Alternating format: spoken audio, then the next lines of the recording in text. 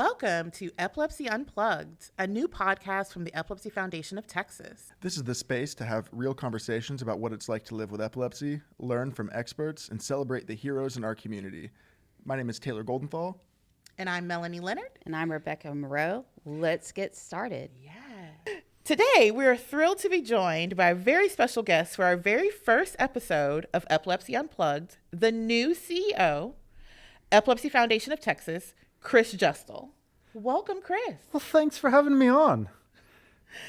So Chris is a person that has lived with epilepsy since he was a teenager. Chris has a deeply personal connection to our community and has recently taken the helm of the foundation. And we're excited that he's now leading our mission into the future. So Chris, welcome to Epilepsy Unplugged. I'm excited to be here. Excited to be the first guest. We'll see how this goes. Yep, we're going to see how this goes. We are all very excited, all very green in this new avenue. So super excited. So be nice in the chat, right? Yes. Please like and subscribe Please. on your favorite podcast platform. On all of them. All right. So, Chris, I'm just going to start us off with, why would the foundation start a podcast? Yeah, well, it's kind of a funny story, right? So one thing I think that the foundation just needs to get better at is getting out in the community more, being more visible. We are, or I consider us to be the hidden gem of Texas. Like we do tons of great work, but no one knows about us until you need us. And I think that that's kind of a shame because I know there's a lot more people that actually need our services, whether it be clinics, camps, support, whatever we offer. But unless you have someone who's probably, just said, hey, call Rebecca or call Melanie, you don't know how to contact us and you've probably never heard of us. Although we are the first hit if you search epilepsy in Texas. We are the first ones up there. Yeah. Yes. So for a new listener, as well as someone who is new to the foundation as well, what is the overall mission for Epilepsy Foundation Texas? Yeah, I mean, overall, what we want for every Texan is that no one faces epilepsy alone, period, right? Yeah. Everyone needs something different. Everyone has a very personal journey when it comes to epilepsy. I know a few of us here hosting and on this podcast have been down certain journeys with epilepsy, and each of ours are unique, and each of ours are different. So overall, we are just here to support anyone and everyone who needs help, whether it's a patient or a family member, a distant relative. I don't care. If you need help, we're here to help. Just maintaining that visibility as much as we can. The podcast specifically, what are we hoping to accomplish here? Yeah, I mean, number one is letting people know we are here, right? Number two is then giving you, content that's relatable. I hope people find some comfort in that they are not truly alone in this. Right. And your journey may be unique, but there's always people that you can go to get help. Thirdly, is we also want to provide really relevant medical information. We want people to know what's going on in neurology and epileptology, so that they can go to their doctors and have a, great conversation about what is the right treatment for them. Yeah. So we were talking about journeys and where epilepsy came into other people's lives along the way. How did it come into your life, and what's your journey been like with epilepsy? Yeah, great question. So mine started in high school. I was a junior. I was in English class. I didn't know it happened, but collapsed on the floor, went unconscious, apparently started shaking, apparently on my left arm in particular is what I heard. I don't remember that. I was just out. I remember the scariest thing is being wakened or coming back from the unconscious to the conscious, and lights are blaring at me in the face. Paramedics are shoving masks on my face, telling me not to move. People are screaming, "What's your name?" I'm like, I don't know. No clue. No you wake clue. up from a seizure, you have, I don't know my name, where I am, what year it is. It's almost like a computer rebooting sometimes. And that's what my, neurologist, when I then arrived at the emergency room after being shuttled off in an ambulance, which is scary enough. Yeah. I'm like, what in the heck happened? They're like, well, you had a seizure from everything we can tell, you had a seizure. And I'm like, what is that? And they're like, well, it's similar to like a surge protector for your brain. You have abnormal brain activity that's going wild. Your body says, time to shut down and restart. And so, I mean, that's how I was introduced into it. Now, I mean, I can talk all day about the subsequent seizures I had, but that's my very personal connection. Is it started as a junior in high school. I think it's very scary. You hinted on is like the time loss, right? Leading up to the episode and then afterwards, and still being so spotty as well, just that total block of time. I remember with my 3 episodes that I had before I got on medication and a formal diagnosis, I'd black out essentially 20 minutes beforehand, have grand mal seizures, and then come to 20 minutes after that with essentially an hour of time completely missed. Yeah. Well, time doesn't really even exist. I mean, we can go very philosophical here, right? Like, what's the essence of the universe? Time is a round circle. But I mean, it does lend a little insight. I mean, the seizure itself for the person having it, it's very peaceful. Yeah.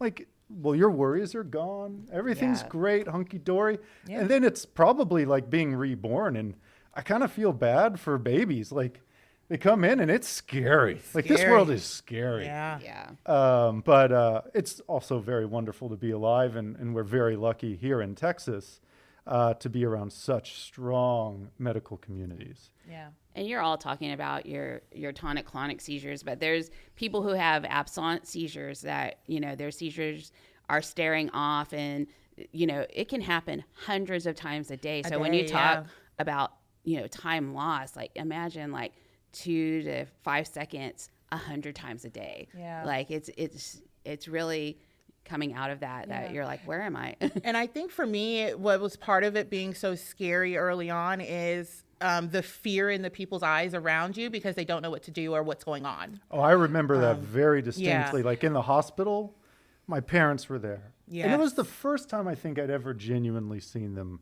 terrified. Yes. Which makes you more terrified. Yes. Because you're like, I don't know what's going on. No clue. They don't know what's going on. They're supposed to help me through this, but they're ill-equipped. It is one of those unpredictable things in life. At camp, something that happens to our campers is that they see a seizure for the first time. Correct. And then there's an understanding of like, oh, that's why mom and dad were looking at me like that. They start to see themselves in the seizure and they become their mom and dad. And so it's like a new understanding. That was my exact experience going to the teen weekend camp for the first time. I'd been having seizures at that point for maybe a couple of years. But actually seeing it, I remember going home and actually hugging my mom and being like, Mom, I'm so sorry. That was the most terrifying thing. But it was very empowering to then see them after a few minutes. Maybe they needed 20 minutes or an hour to take a nap, relax, but they get back up and go back out. If we were playing kickball and they had the seizure in the middle of kickball, they might go and sit for a rest again, but then be like, okay, it's my turn. I want to kick again. And so that was very inspiring for me because my family at that point wasn't really letting me do anything the day after I had a seizure. I kind of had to stay in my bed for 24 hours, but then I went to camp and it was like, well, Mama, when I went to camp, this girl had a seizure in the middle of the kickball field. She went and sat down for a minute and 15 minutes later, she was back out there. So I think I can go back to school. I think I can continue to do what I was doing today. I may be a little tired or groggy, but just because I had the seizure, it should not stop my life. Yeah, you don't have to miss out on your life. I don't have to miss out on the things, but it was the education or the getting to see it actually happen that empowered me to then have the conversation with my mom of, hey, I don't have to sit here all day or I don't have to just lay in bed. If I feel like I can get up, like let me get up and go back and play with my friends. Well, and I mean, there are some blessings that come out of epilepsy. And I think that the idea of perseverance is one of them, right? If I would not encourage anyone with epilepsy to just sit around eating Cheetos on a beanbag all day, right? Like, get up and be active. Live your life. Now, don't do anything that's really going to put yourself in harm's way. Correct. There is a limit, right? And we all need to be careful of that. And an example for me is like, since that time, when I was 16, I've never taken a bath. I won't do it, period. I don't even care if someone's there with me. Freaks me out because no one's going to be able to haul a 220-pound guy out of the bathtub, right? So there are some limitations that are legitimate, but for the most part, everyone, whether it's parents or the patient, need to show that resilience and grit, and you will get there over time. But that's where I think, like, to expedite that process, coming and talking to someone at the foundation can be so powerful. Get ready for a night of fun and fundraising. Join Epilepsy Foundation of Texas for our annual event, The World is Your Oyster, on October 18th at the downtown Houston Aquarium. This is a great time to enjoy a night out while supporting the epilepsy community. Find out more at the Epilepsy Foundation of Texas website, eftx.org. Wondering, Taylor, since you were diagnosed as an adult, is it different, like going through that grieving process of losing some independence at the beginning, or how was that as an adult? I think that's a great question. I think mostly for me, something that I've struggled with is the reliance on needing to take a pill every day. You know, I have 2 young children, I have a wife, and it's, number one, it's the anxiety that I can see in her eyes. If I have a headache, if I mention I have a headache, it's like, well, are you okay? How are your meds? This and that. If I have a headache, sometimes myself even, I'm like, oh, did I get enough sleep last night? Like, is my stress piling up? Things of that nature. Because mine, we came to find out, were stress induced. Yeah. So I think that element to it could be very challenging, but at the same time, I'm a firm believer of, you know, every day is the best day to have a diagnosis in terms of like modern medicine and where we are as a society and the resources available. So I just can't imagine what it was like, you know, 30 years ago, 50 years ago, even more recently with all the advancements that we have had. And I just think about how my life would be if not for the person that was following me while I was driving and stopped my car and pulled me out of a car.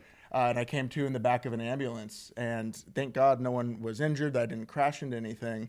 But I just can't help but think about how fortunate I am that while I do have this diagnosis, it doesn't define what my life has to be. I still am able to drive. I'm still able to live a very normal life. I just have to take a few extra precautions along the way. All right. So, you know, we were kicking off this podcast. I want to hear from you all. Like, what excites you the most about season 1 of Epilepsy Unplugged? Can you even believe we're doing season 1 of Epilepsy Unplugged? It's just like, I know. So you know what I'm really excited about is having the word epilepsy spoken, and that we're not hiding behind anything. Like, this is real life. This is what people with epilepsy go through. And it's just another avenue where people will get to learn about our stories, about the hope that is out there, about how you can get connected to other people in the community. So I'm just really excited about being able to be out there, say epilepsy, and let people know we're here. Yeah. I think for me, Chris, I'm just really excited about getting to share what the Epilepsy Foundation does, all of the great things that they've done. Because for me, I truly believe I would not be the woman I am today if it wasn't for all of the access to the foundation I had as a teenager. Because my mom will tell you, I've always been a little headstrong and wanted to be independent. You don't say.